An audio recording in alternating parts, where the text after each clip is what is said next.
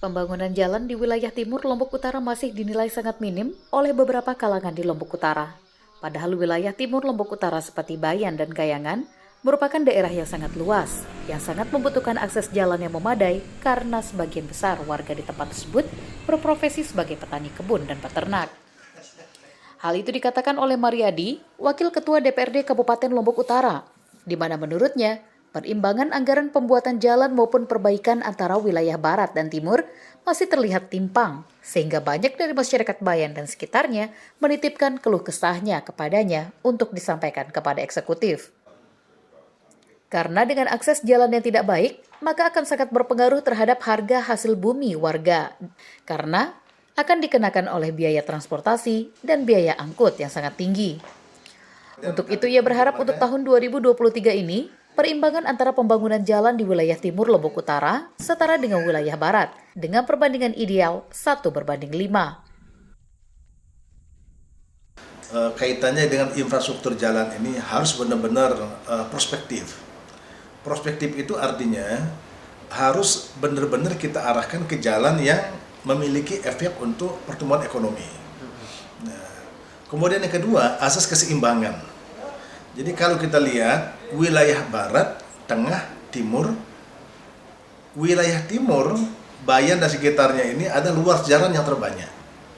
Kalau disamakan barat dapat satu jalan misalnya, kemudian timur dapat satu jalan, saya kira tidak seimbang itu. Karena wilayah timur itu jalannya banyak, perimbangannya 1:5. 1 dapat di barat, kemudian 5 dapat di timur. Baru dia seimbang. Gitu. Saya melihat untuk Bayan saja kelihatannya menjadi PR yang cukup besar bagi kita. Jalan lingkar kota kita kan saja masih cukup berat, belum lagi di pelosok-pelosok. Nah karena itu saya berharap dalam setiap tahun itu kaitannya dengan infrastruktur jalan ini, wilayah timur itu mendapatkan bagian yang lebih dibandingkan dengan yang lain. Ya, karena ingat, jadi timur itu juga penghasil PAD kita yang tidak kecil.